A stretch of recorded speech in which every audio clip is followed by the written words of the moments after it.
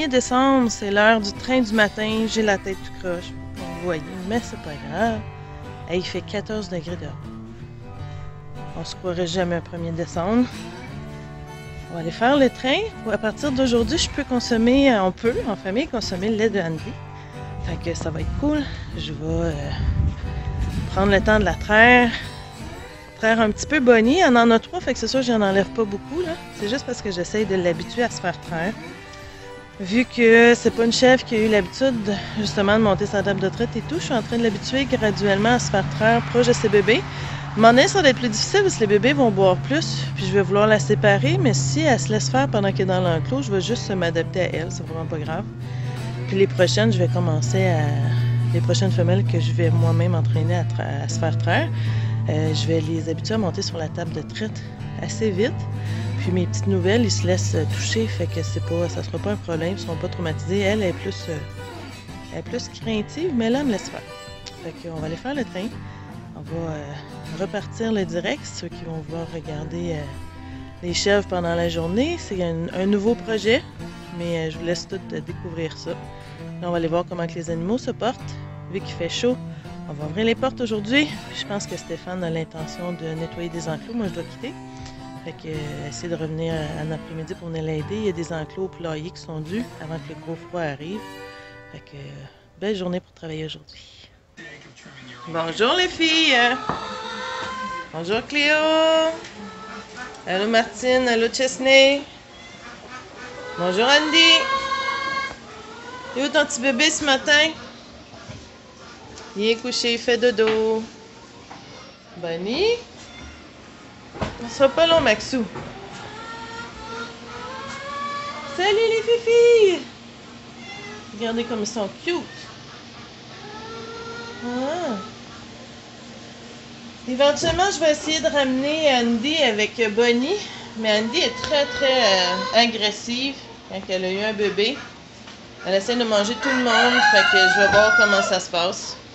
Il ne faudrait pas que personne se fasse blesser. J'ai aussi arrangé ma table de traite.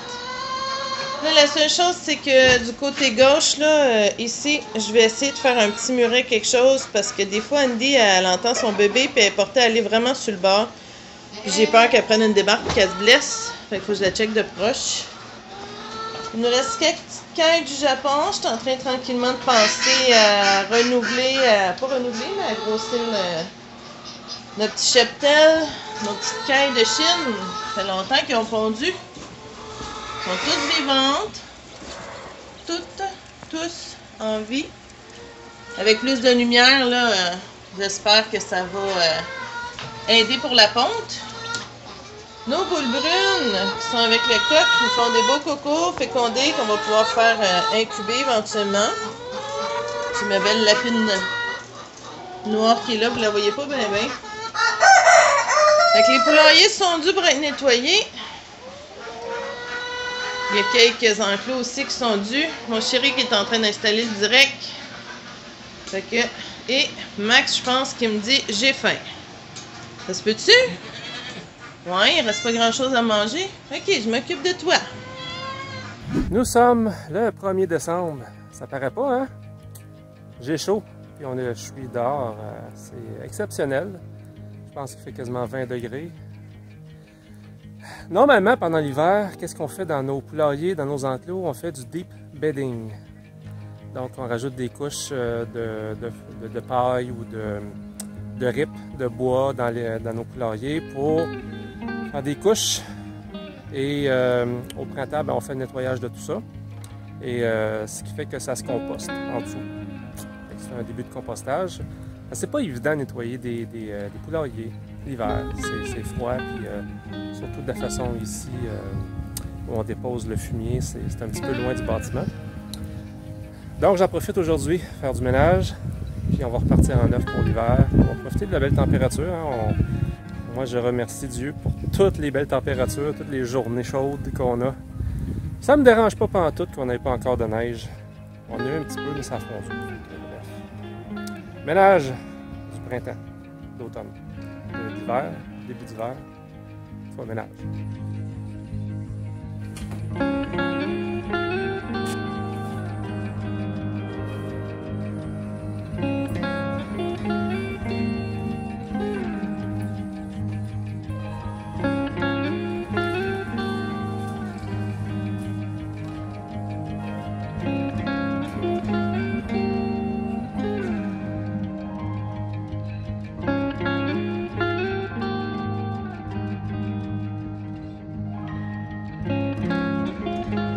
Stockage du foin pour l'hiver.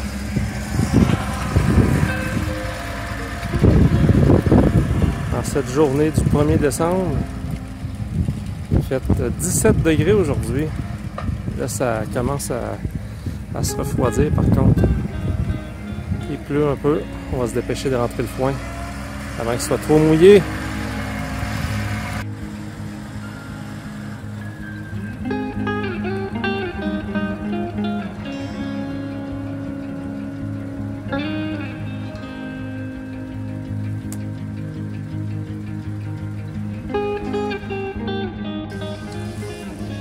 Bon bébé. Il est immense.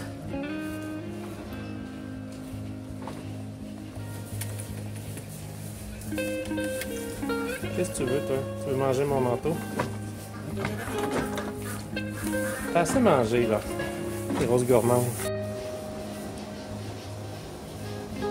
T'as réussi à boire? Oui, elle fait ça toute la journée, elle a pas de vide. Mais check-la comme elle est wise, elle se passe là derrière par l'autre bord. Ouais. Elle a l'instinct de survie assez fort. Je pense que j'aurais pas besoin vraiment de donner de biberon. C'est bon, C'est ça. pour ça qu'elle veut pas. Qu'est-ce que tu fais, ma grosse?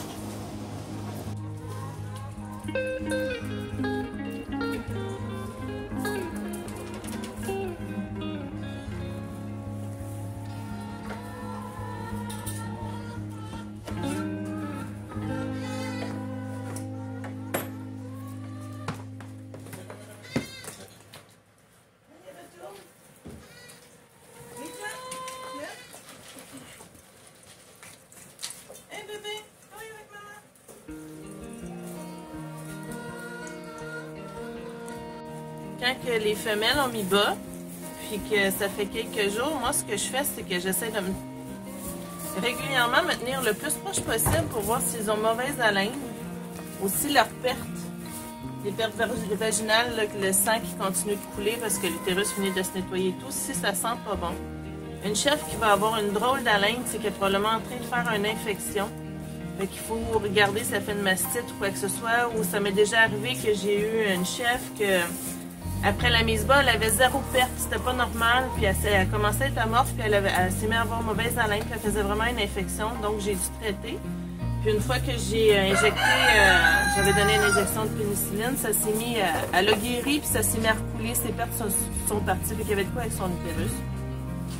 Faut dire que c'était une chèvre qui était quand même rendue assez vieille, c'était probablement la dernière fois, à moins que la famille qui l'a eu, ont décidé de la faire accouper, là.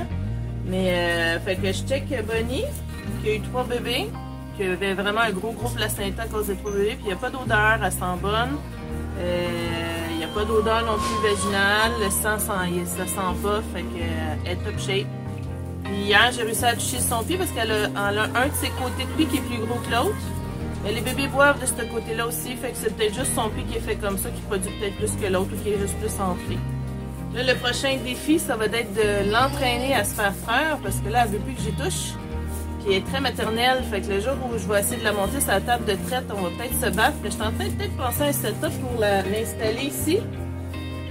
Avec comme le système de table de traite, question que j'ai pas besoin de la sortir de l'enclos pour que les bébés puissent être proches. En tout cas, on est tout en train de mijoter dans ma tête, sinon ben, elle va finir par s'habituer comme l'autre.